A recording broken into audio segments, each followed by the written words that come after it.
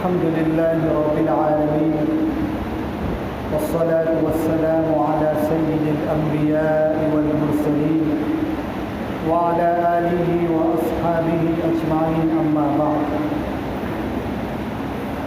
فأعوذ بالله من الشيطان الرجيم بسم الله الرحمن الرحيم الحمد لله رب العالمين الرحمن الرحيم مالك يوم الدين إلى آخر السورة صدق الله مولانا العظيم.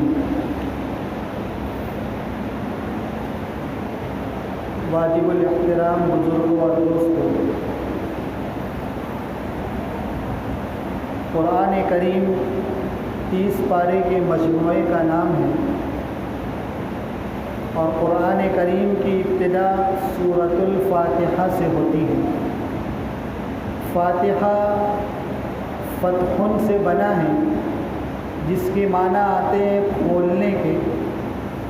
چونکہ قرآن کریم کو اس سورت کے ذریعے سے کھولا گیا اور اس سورت کے ذریعے سے قرآن پاک کی ابتدا کی گئی. اس سورت کے اور بھی نام ہیں. اس سورت کو ام الکتاب بھی کہا جاتا ہے. اس سورت کو ام القرآن بھی کہا جاتا ہے جس کا معنی ہوتا ہے قرآن کا خلاصہ. اس سورت کے اندر 7 آیات ہیں. قرآن کریم کے اندر جتنے مضامین ہیں تمام مضامین کو اس سورت میں جمع کر دیا گیا ہے. اسی وجہ سے اسے قرآن کا خلاصہ بھی کہتے ہیں. قرآن کریم میں تفاصیل سے 6 مضامین کا تذکرہ ہے: توحید، رسالت، قیامت، آخرت، ماننے والے اور نہ ماننے والے. یہ 6 تفصیلی باتیں ہیں جن کو پورے قرآن میں بیان کیا گیا ہے اور ان تمام خلاصوں کا مجموعہ وہ سورۃ الفاتحہ میں مذکور ہے. الحمدللہ رب العالمین الرحمن الرحیم، ان 2 آیت میں توحید سکھائی گئی. مالک یوم الدین، قیامت کا تذکرہ ہے. ایاک نعبد و ایاک نستعین، ان میں احکامات کا بیان ہے.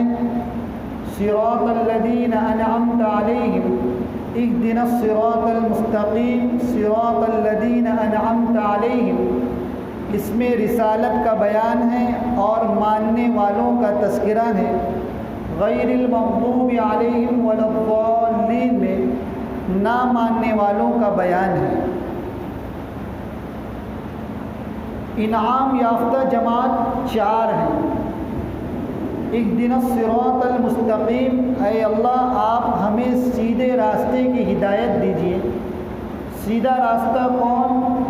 صراط الذین انعمت علیہم، وہ راستہ جس پر آپ نے انعام فرمایا ہے. وہ 4 جماعتیں ہیں جن پر اللہ کا انعام ہوا. قرآن میں آگے پارے میں بیان ہے اولئک الذین انعم اللہ علیہم، وہ 4 جماعتیں جن پر اللہ کا انعام ہوا. من النبیین والصدیقین والشہداء والصالحین، انبیاء کی جماعت، شہداء کی جماعت، صالحین کا گروہ اور صدیقین کی جماعت. یہ 4 جماعتیں ایسی ہیں جن پر اللہ کا انعام ہوا. ہر نماز پڑھنے والا نماز میں سورۃ الفاتحہ میں بار بار ان آیات کا ورد کرتا ہے کہ اے اللہ ہمارا جوڑ اور ہمارا تعلق ان 4 جماعتوں سے کر دے. غیر المغضوب علیہم ولا الضالین، 2 گروہ ایسے ہیں جن پر اللہ کا غضب نازل ہوا. نمازی دعا کر رہے ہیں اے اللہ ان 2 گروہ کے راستے پر نہ چلائیے. مغضوب اور ضال، مغضوب کا مطلب ہے جن پر اللہ کی ناراضگی اتری، اس سے ولضالین سے مراد نصارہ ہیں کہ یہ گمراہ جماعت ہیں، اے اللہ ہمیں نہ یہودی بنائیے نہ نصرانی بنائیے۔ یہ مختصر میں نے آپ کے سامنے سورۃ الفاتحہ کا بیان رکھا، ورنہ بہت تفاصیل ہیں۔ سورۃ الفاتحہ پر کئی جلدیں کتابیں لکھی گئیں جن میں اس سورت کے مضامین کو کھول کھول کر بیان کیا گیا۔ یہ روزانہ ہر نماز میں پڑھی جانے والی سورت ہے۔ ہمیں اس سورت کا ترجمہ مکمل ازبر یاد ہونا چاہیے کہ ہم کیا اللہ کے سامنے اپنے مدعے کو، اپنی باتوں کو پیش کر رہے ہیں۔ آگے سورت ہے سورۃ البقرہ، سب سے طویل سورت، سب سے بڑی سورت اور بڑے تفاصیل کے ساتھ ان میں بہت سے احکامات، واقعات، مضامین کا تذکرہ ہے۔ نام ہے سورۃ البقرہ، جس کا معنی ہوتا ہے گائے کے۔ خاص طور پہ اس سورت میں گائے کا تذکرہ ہے، اس لیے اس مناسبت سے اس سورت کا نام بقرہ رکھا گیا۔ ابتدا ہوتی ہے الف لام میم سے۔ الف لام میم یہ حروف مقطعات کہلاتا ہے۔ مقطعات مقطعاتن کی جمع ہے۔ یہ قطعون سے بنا ہے جس کے معنی آتے ہیں توڑ دینے کے، کاٹ دینے کے۔ چونکہ یہ حروف توڑ توڑ کر پڑھے جاتے ہیں، الف لام میم ہم نے توڑ توڑ کر پڑھا ہے، اسی لیے اسے حروف مقطعات کہتے ہیں۔ اس کے معنی اللہ کے علاوہ کوئی نہیں جانتا۔ بعض لوگوں نے لکھا ہے کہ شاید اللہ تعالیٰ نے اس کا معنی اپنے پیغمبر جناب محمد الرسول اللہ صلی اللہ علیہ وسلم کو صرف بتایا اور حکمت کے ساتھ بتایا اور راز سمجھ کر بتایا۔ یہ اسرار و رموز میں سے ہے، اللہ اور نبی کے علاوہ کوئی اس کا معنی نہیں جانتا، اور نہ جاننے کی وجہ اس میں یہ ہے، نہ بتانے کی وجہ اس میں یہ ہے کہ جب قرآن کا نزول ہو رہا تھا تو اس زمانے میں عربی زبان فصاحت و بلاغت کے لحاظ سے سب سے اعلیٰ درجے کی زبان تھی۔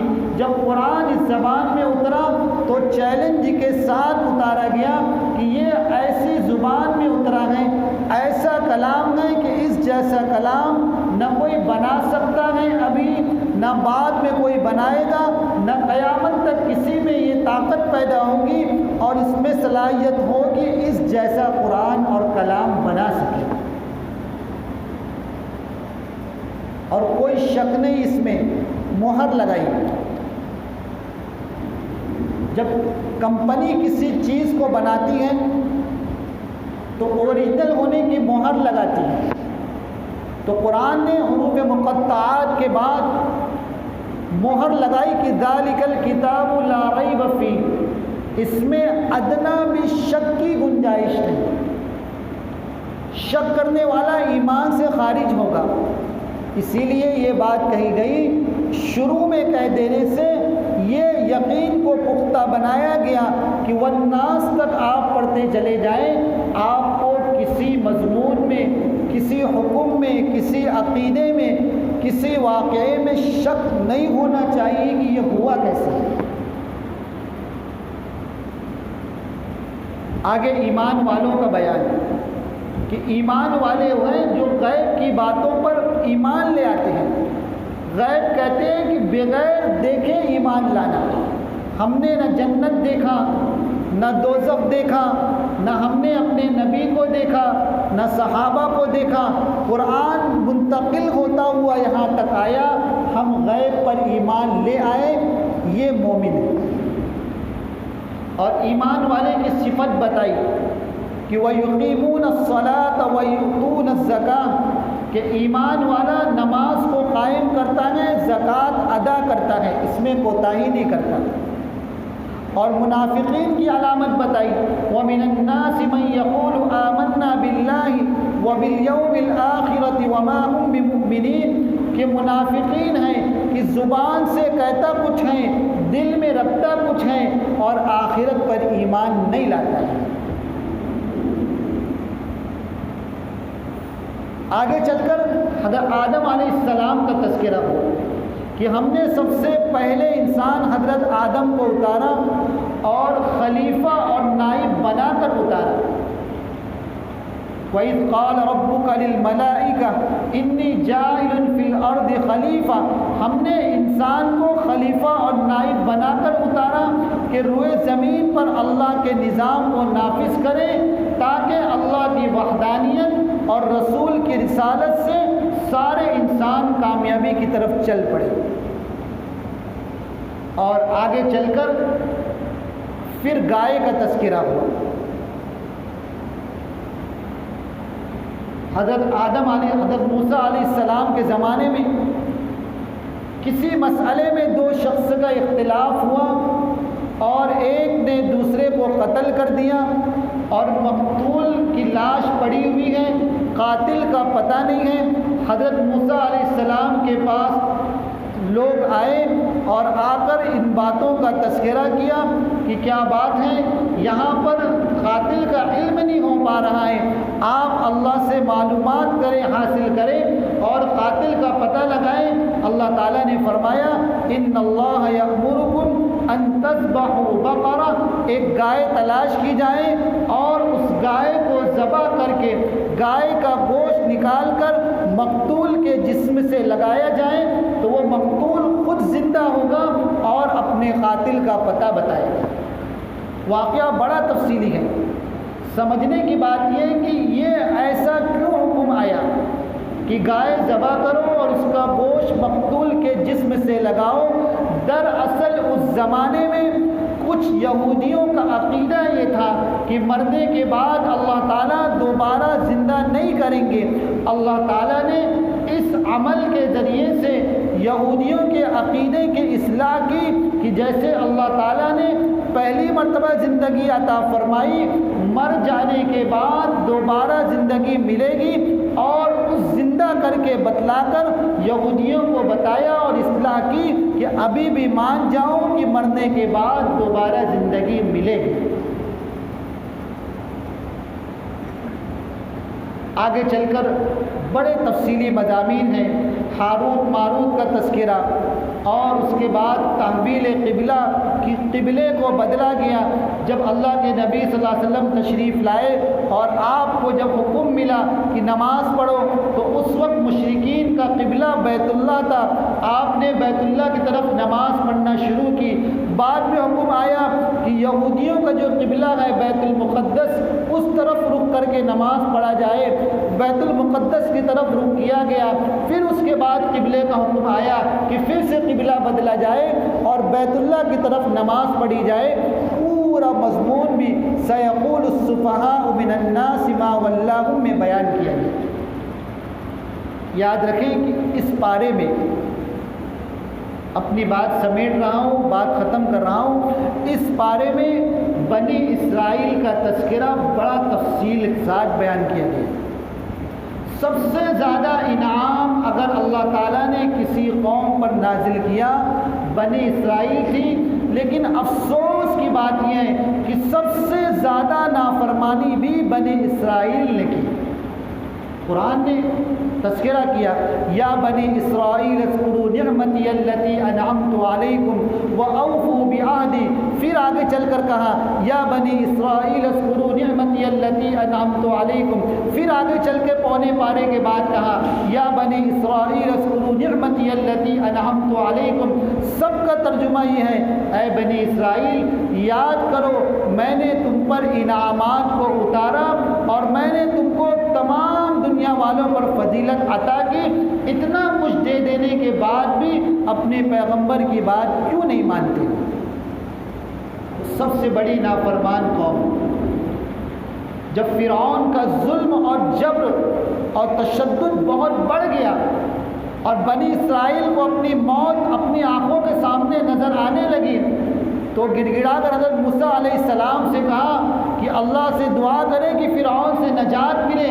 حضرت موسیٰ کی دعا قبول ہوئی اور اللہ تعالیٰ کے حکم پر فرعون سے بچنے کے لیے حضرت موسیٰ علیہ السلام بنی اسرائیل کو لے کر نکلے ہیں اور سمندر پر لاٹھی مارنے سے 12 رستے ہوئے اور حضرت موسیٰ اپنی قوم کے ساتھ پار ہوئے، فرعون غرق ہوا، اتنا بڑا احسان اللہ نے کیا، اس کے بعد بھی آگے چل کر بنی اسرائیل نے حضرت موسیٰ کو جھٹلا دیا۔ اس قوم کا تذکرہ کر کے پیغام دینا چاہتے ہیں اللہ تعالیٰ کہ دیکھو یہ ساری نعمت من جانب اللہ ہے، تم بھی دھوکے میں مت آنا اے ایمان والو، اپنے نبی کے لائے ہوئے دین کو مضبوطی سے تھامے رکھنا، جس حال میں رہنا، جہاں رہنا، خوشحال ہو یا بدحال ہو، ہر حال میں اللہ کو راضی کرنے کی کوشش کرنا۔ یہ مختصر سے مضامین ہیں جو میں نے آج آپ کے سامنے عرض کیے۔ روزانہ پڑھے جانے والے پارے میں سے جو مناسب لگے گا میں انشاءاللہ آپ کی خدمت میں عرض کروں گا۔ اللہ تعالیٰ مزید عمل کی توفیق عطا فرمائے۔ وآخر دعوانا